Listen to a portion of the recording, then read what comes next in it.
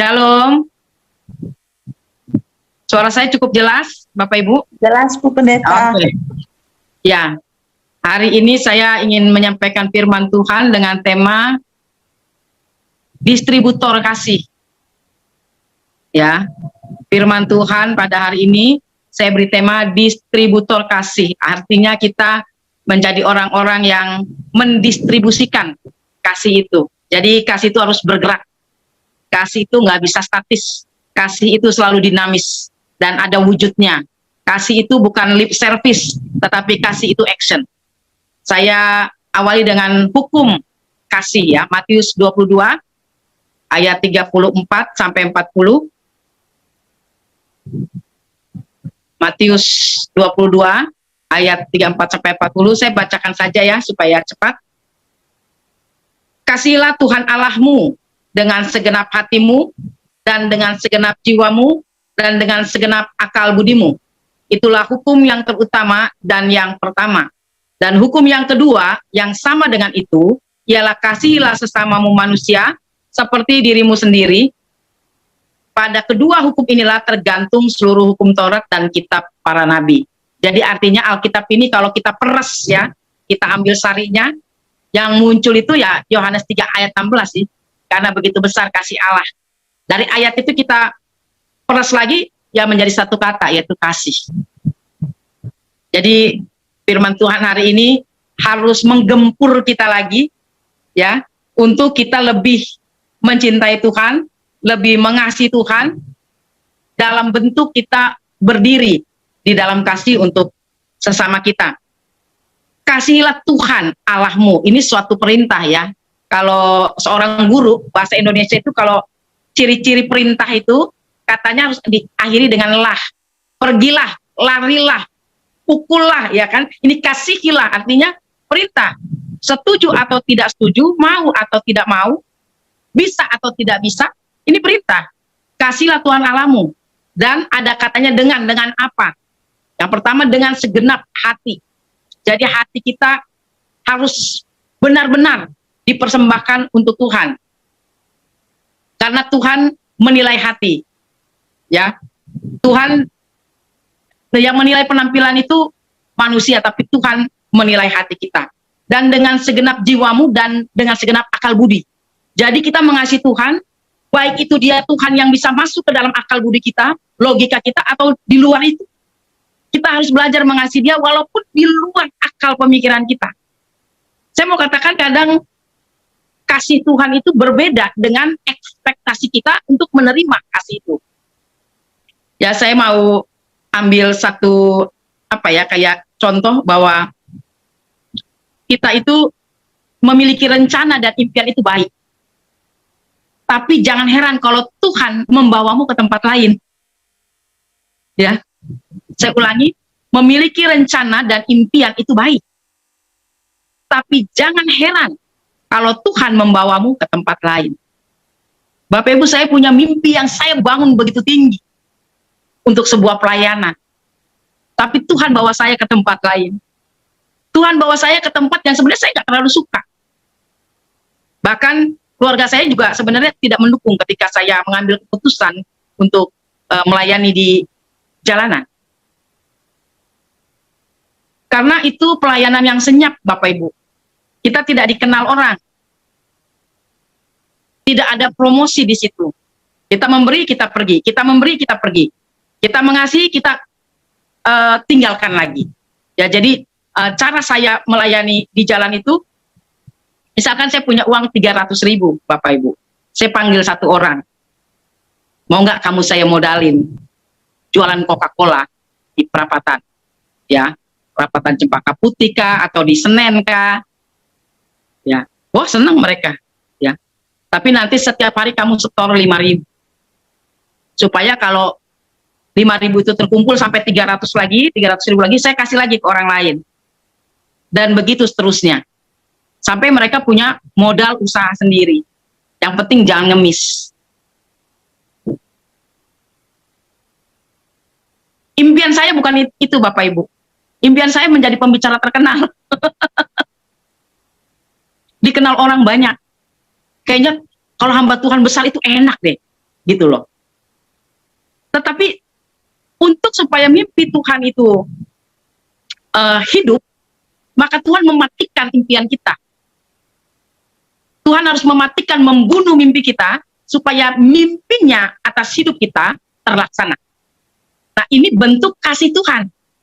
Makanya saya juga harus timbal baliknya, kasihlah Tuhan Allahmu dengan segenap hati, jiwa, dan akal budi. Nah, buat saya, pelayanan seperti ini nggak masuk akal, karena saya perempuan. Harus masuk ke daerah-daerah yang cukup rawan, ke daerah-daerah yang mengerikan. Ya, sampai ketika saya mau penginjilan pun diganggu gitu ya, sama preman-preman. Sampai diganggu seperti itu. Tapi ketika saya mau diganggu, saya berdoa, tutup buku saya dengan kuasa darah-Mu, Tuhan Yesus. Nah, ini terkadang Tuhan mengasihi kita dengan caranya yang tidak lazim. Tetapi kita harus tetap menjadi distributor kasih itu. Tuhan seringkali nggak nyambung kasihnya kepada kita. Ya, kasih yang nyambung secara universal adalah kematiannya di kayu salib. Itu semua mata melihat dan mengakui, dan Alkitab mencatat bahwa kita ditebus bukan dengan barang yang fana, tetapi dengan darahnya yang mahal. Kemudian kasihlah sesamamu manusia seperti dirimu sendiri. Ya, bagaimana kita mengasihi Tuhan itu dulu. Ya, yang pertama itu tak lain dan tak bukan bergaul, terhubung, terkoneksi dengan Tuhan. Saya menutup tahun ini, Bapak Ibu, 2 bulan ini, ya, November dan Desember, saya komitmen dengan Tuhan untuk baca Alkitab Kejadian sampai Wahyu 2 bulan. Saya pernah melewati 40 hari, ya, baca kitab Kejadian sampai Wahyu selama 40 hari. Tetapi kalau 40 hari itu benar-benar saya di rumah terus, maksudnya waktunya kurang, tapi oleh karena Tuhan memampukan dan bisa.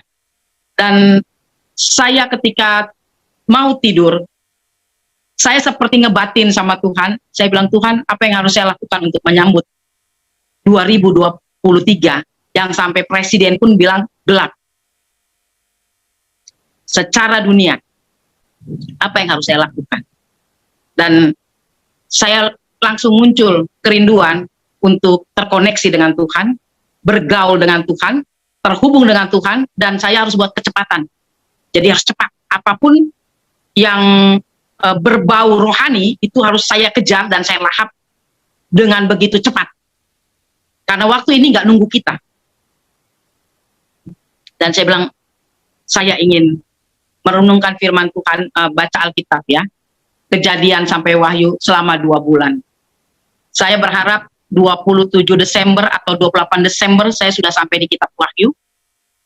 Dan sisanya saya mau doa puasa. Nggak ada pilihan, Bapak Ibu. Roh kita harus kuat. Roh kita untuk mengasihi Tuhan harus kuat. Karena di dalam Matius 22 ayat ke-14 dikatakan, sebab banyak yang dipanggil, tetapi sedikit yang dipilih. Bahkan sedikit juga yang setia. Hari ini kita nggak bisa main-main lagi. Kejar kekudusan, sebab tanpa kekudusan kamu tidak bisa melihat aku. Ya, doa, baca Alkitab, puasa, melayani, mencintai ketetapan Tuhan. Jadi belajar untuk minta kepada Tuhan, Tuhan, izinkan saya mencintai peraturan-peraturan. Raja Daud katakan bahwa tersesakan itu baik, supaya aku belajar ketetapan-ketetapanmu. Bahwa tertindas itu baik, supaya aku belajar ketetapan-ketetapan. Jadi kalau Bapak, Ibu, dan saya ditindas dalam tanda petik, ditindas oleh Tuhan, tujuannya satu, supaya engkau dan saya belajar tentang ketetapan-ketetapannya. Belajar mengasihi Tuhan dengan mencintai peraturan-peraturannya. Belajar mencintai Tuhan dengan memahami, melakukan aturan mainnya. Tuhan punya cara untuk menunjukkan kasih-Nya. Saya pernah katakan, Tuhan itu kalau mau mengasihi kita, Dia akan ambil apa yang terpenting dalam hidup kita untuk menguji kita. Dia akan ambil apa yang kita genggam erat. Dia suruh lepas. Lepas. Selama kita belum lepas, itu terus masalah kita. Itu terus. Ketika engkau sama duit begini, nggak mau berbagi, masalahmu cuma di keuangan. Sampai kita lulus. Ya. Jadi bagaimana kita mengasihi Tuhan? Karena di dalam Yeremia 31 ayat 3 dikatakan, dari jauh Tuhan menampakkan diri kepadanya dan berkata, aku mengasihi engkau dengan kasih yang kekal. Sebab itu aku melanjutkan kasih setiaku kepadamu. Jadi kasih setia Tuhan itu berkelanjutan, berkesinambungan. Ya, kita harus menyisihkan waktu untuk Tuhan, bukan menyisakan waktu. Ya, jadi jangan sampai kita udah kesana sini baru sisa 2-3 menit baru kita cuma berdoa biasa-biasa saja, enggak. Tetapi kita harus punya waktu untuk datang kepada Tuhan. Ya, karena 2023 posisi terbaik adalah hadirat Tuhan. 2023 posisi terbaik kita berada di hadirat Tuhan. Karena hadirat Tuhan itu membuat roh kita kuat. Hadirat Tuhan itu membuat kita tidak goncang. Saya melihat di 2023 untuk pelayanan saya tuaian besar. Ya, karena di jalanan itu saya sedang berpikir bagaimana saya mengumpulkan atau membuat lumbung Yusuf. Dan di 2023 lumbung itu saya buka. Saya sedang memikirkan itu dalam 2 bulan ini. Tuhan tolong supaya di tengah kegelapan terang kami bercahaya. Kami tidak mengambil tapi kami melepaskan. Kami mengumpulkan dan kami membagikan. Karena kalau pengusaha-pengusaha mulai ketakutan, apalagi mereka yang tidak punya pegangan sama sekali. Dan ini lapangan penginjilan yang sangat luas, sangat besar. Kemarin adik saya telepon saya, dia bilang dia di inbox di Facebooknya ada seorang ya saudara sepupu kita dari kepercayaan yang berbeda, itu inbox adik saya, dia cuma bilang nama adik saya Bobby, dia cuma bilang, Bob, saya ingin mengenal Yesus, tolong saya. Dan adik saya menghubungi saya.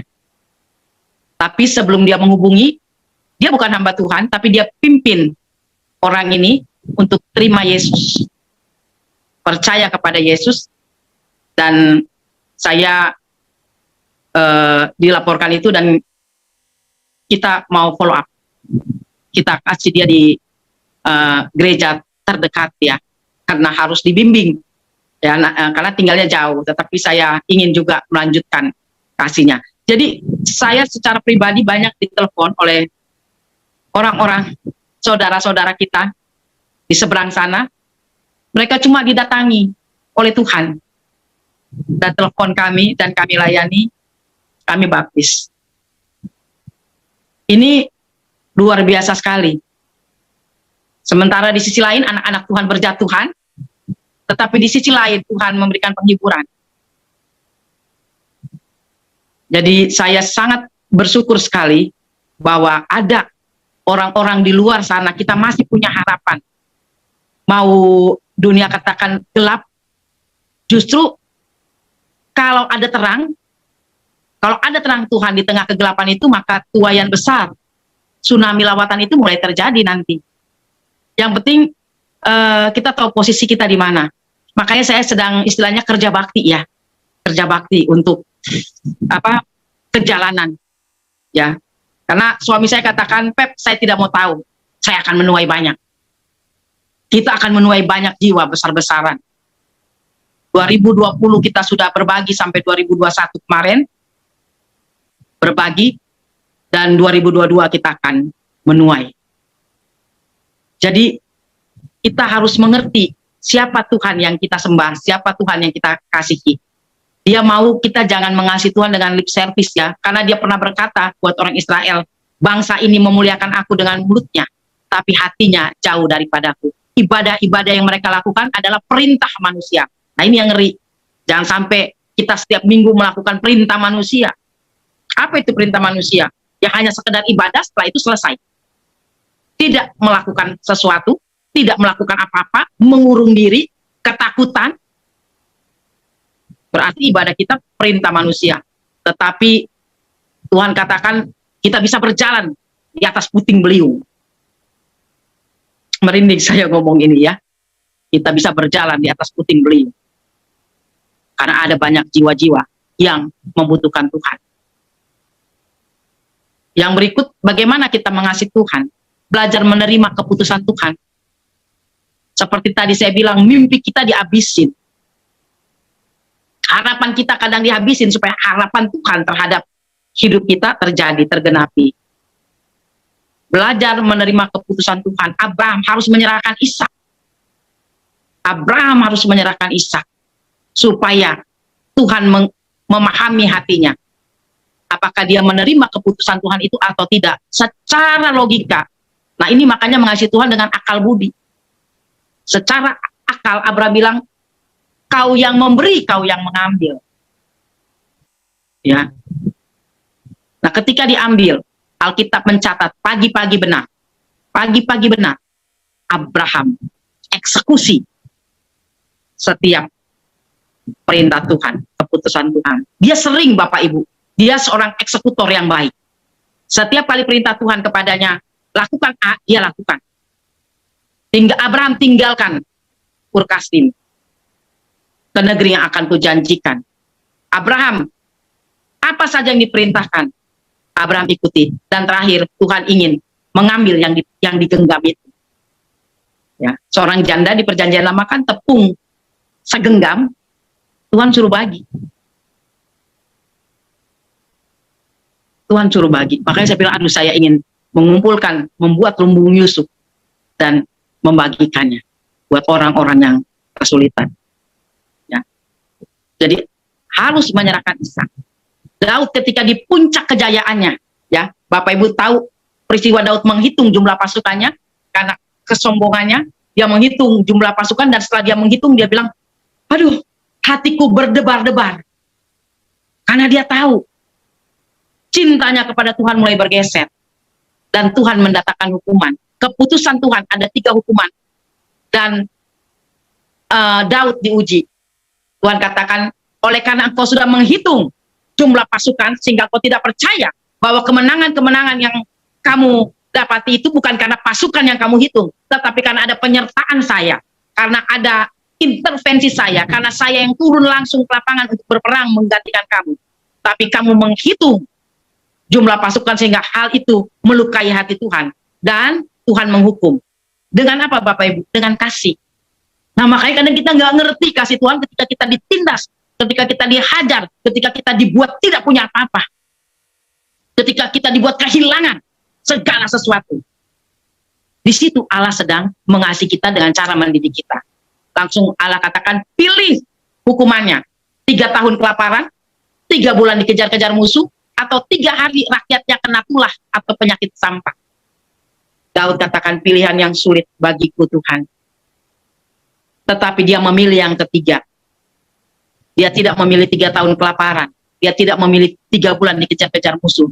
Sebenarnya pilihan kedua lebih fair kalau buat saya. Pilihan kedua, kalau Daud memilih yang kedua sebenarnya lebih fair.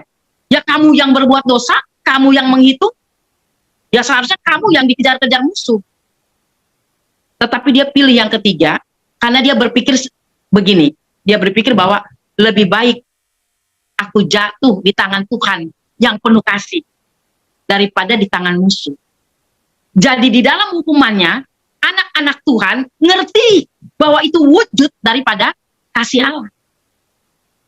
Ini cara Tuhan melanjutkan kasihnya kepada Daud. Walaupun ketika dia memberikan hukuman itu, dia juga sedih, Bapak Ibu. Bayangkan kalau kita menghukum anak kita.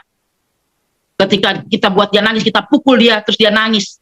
Usia misalkan 5 tahun, kemudian dia tidur karena kecapean nangis. Ketika dia tidur, apa kita nggak nyes hati kita? Allah juga seperti itu.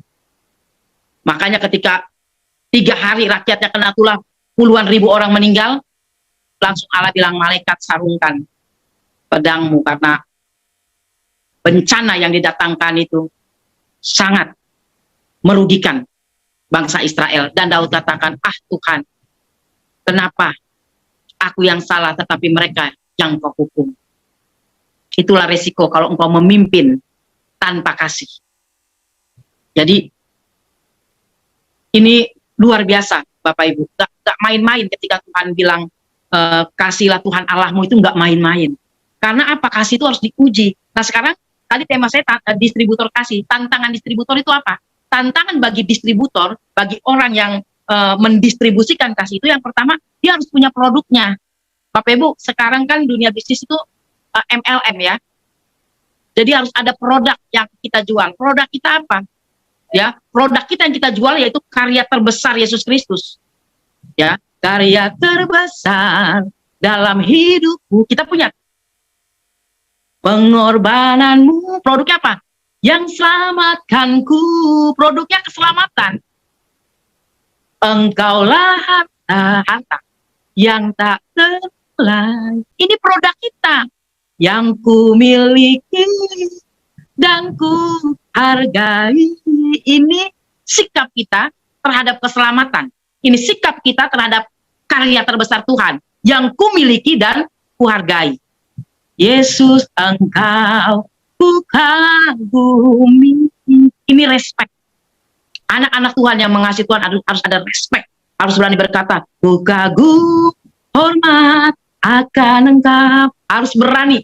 Gelombang badai apapun, kita harus tak berkata, ku kagum, hormat akan engkau. Kau Allah yang layak dipuji. Dia layak terima pujian, apapun kondisi kita. Kita harus berani berkata bahwasanya untuk selama-lamanya kasih setia Tuhan. Sebagai seorang distributor, kita tahu produknya. Kemudian yang berikut, kita jadi member dulu.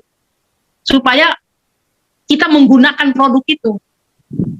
Keselamatan itu harus kita nikmati. Pertolongan-pertolongan Tuhan harus menjadi bagian hidup kita. Mujizat Tuhan harus jadi bagian hidup kita. Sehingga ketika kita impartasikan ke orang lain merasakan ini produknya bagus ya. Saya melayani lintas agama Bapak Ibu. Dan tidak ada perkelahian di antara kami. Tidak ada, kami duduk makan sama-sama. Ya, kemarin saya ikut reuni, diundang reuni teman-teman SMP. Banyak yang jadi pendeta, banyak yang menjadi ustadz.